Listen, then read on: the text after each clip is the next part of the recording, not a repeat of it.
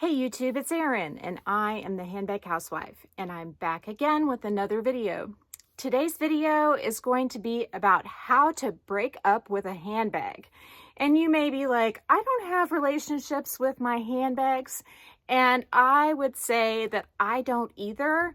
But if you're thinking of parting ways with one of your bags, it's a good idea to do a few simple steps to make sure you do not have seller's remorse. And these tips were passed along to me by a wonderful lady in one of the Facebook groups that I'm a part of, and I have really taken them to heart. So if I'm considering selling a bag, I try to do these things before I sell it, unless I just know because of experience that that bag is just not right for me. After yesterday's video, I had one of you reach out to me in the comments. In your note, you mentioned that if I ever wanted to sell my Louis Vuitton Clapton bag in the Magnolia shade, that you wanted to know because you would be interested. You told me you had been searching for this bag for quite some time in excellent condition and you hadn't been able to find it. And this is a bag I don't use that much, but honestly, I don't use any of my bags that much. But to me, this bag does have flaws. And when I think about those flaws, those are reasons why I might not reach for it. And so I thought I would talk to you about those flaws and also talk to you about the steps that I took and am taking to decide whether or not to part with this bag.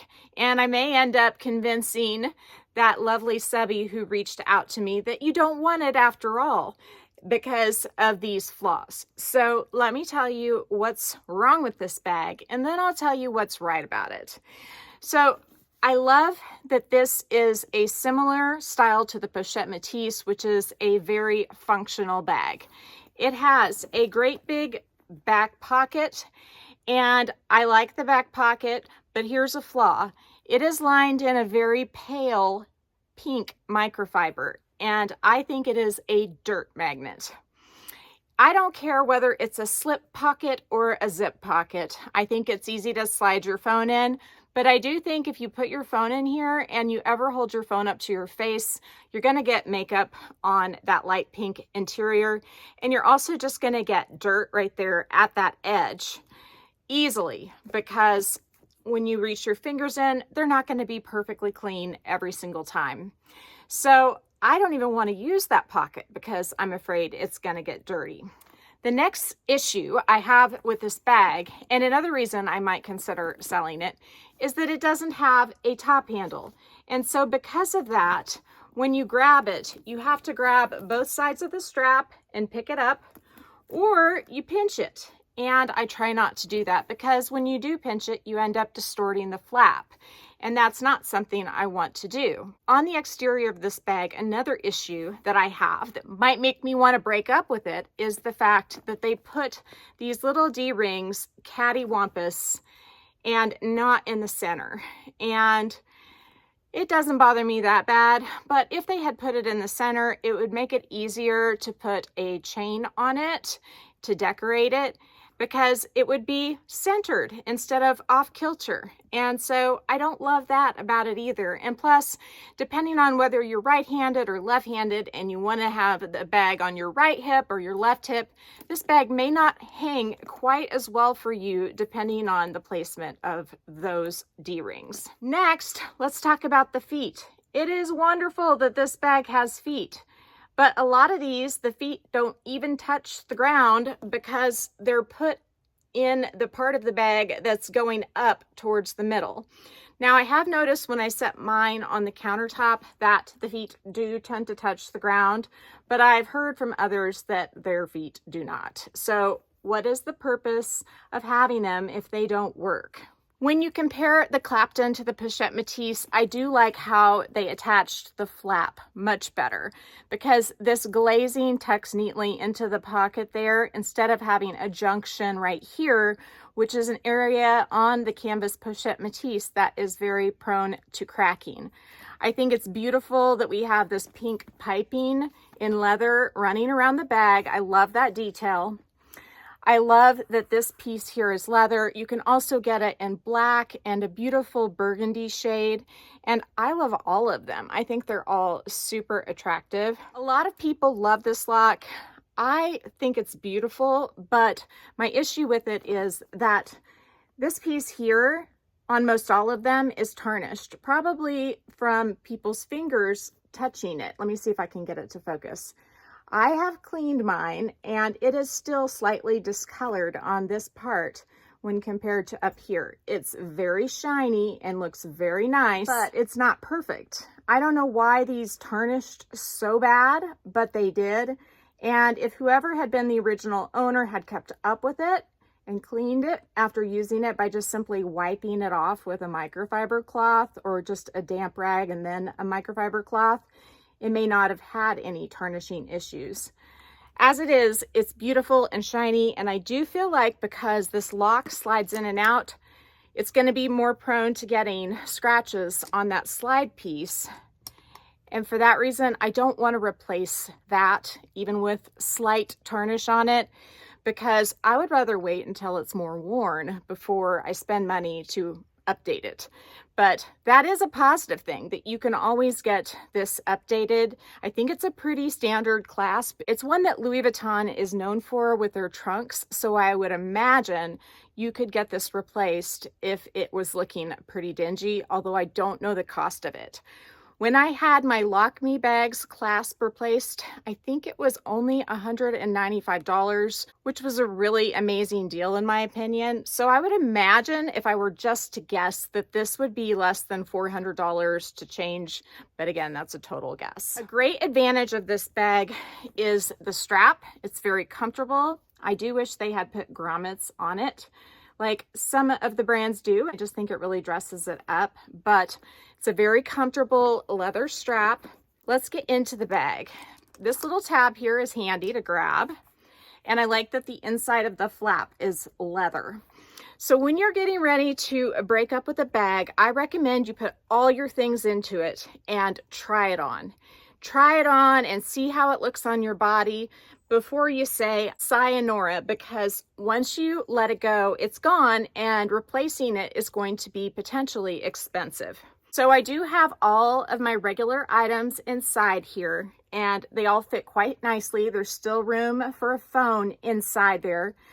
But I do want to draw your attention to the light pink microfiber lining again. This is a bag that I have not found an insert for, and so it's hard for me to protect the interior of it. And maybe you just use it and enjoy it, and if you do get a little bit of dirt along those edges, then you just spot clean it with whatever you spot clean with. I use a little bit of OxyClean on a paper towel and then dab with water, and then dab with a dry cloth. That's usually how I kind of clean microfiber, but that's certainly not recommended by Louis Vuitton or anybody official. That's just my method. While not having a bag organizer, it does have lots of pockets inside. So it has this pocket, that pocket, the zip pocket, and the 2 compartments. And so you don't really need a bag organizer to organize. You just need it if you want to protect the lining. And that's something I just need to let go of, but it's hard for me because I like to protect my bags. And that's why I love Zumani's inserts and organizers so much. Other than the light pink interior, I have really no issues with the inside of this bag. And when I went to try this on, that was really what sealed the deal as to why I can't break up with this bag.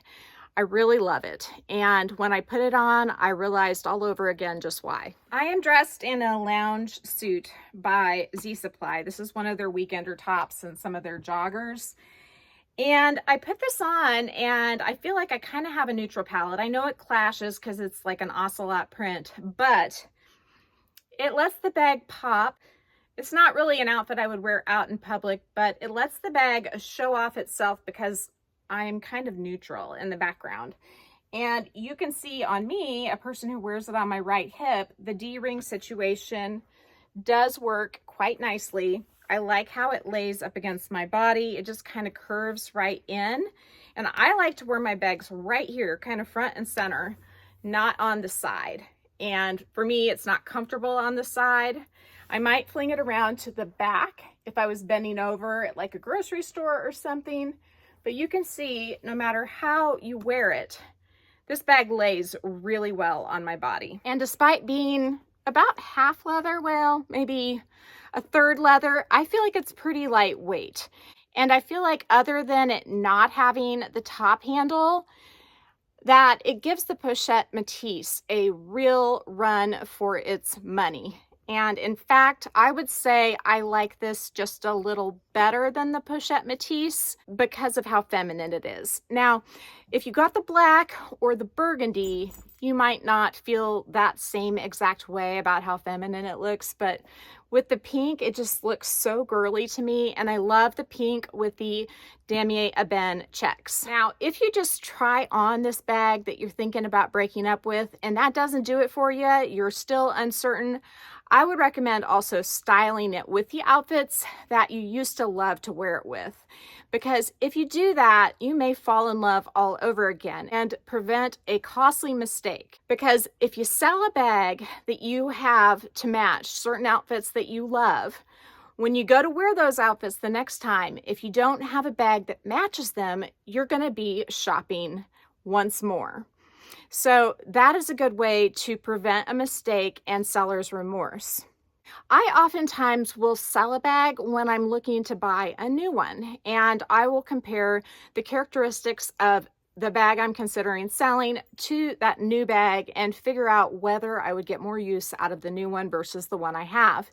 In this case, I really don't have a bag that I want to buy unless I find the Ink Keepall 25 by Louis Vuitton. Now, if I found that bag, I would be really tempted to sell this one, or maybe just make the Ink Keepall my August or my birthday bag. I would say if there's any doubt in your mind when you're thinking about selling or letting a bag go, to postpone, to wait, and to really think about it. Because when you're looking at expensive items like Louis Vuitton bags or Coach bags or Tory Burch bags or Longchamp or Saint Laurent, no matter what it is, whether it's $400 or $4,000, when you sell it, you're likely not going to make money. And if you try to buy it back, you're going to lose even more. I have made the costly mistake of purchasing bags back that I have sold a few times. And when I've done that, I have figured out that in every case, the original decision I made was the right one. The bag just wasn't for me for some reason. So my last bit of advice is that if you decide to sell a bag and you've went through these steps, move forward and don't look back. Because if you have made that decision, going back and rehashing it, you're likely going to come up with the same decision when you get it back into your closet again.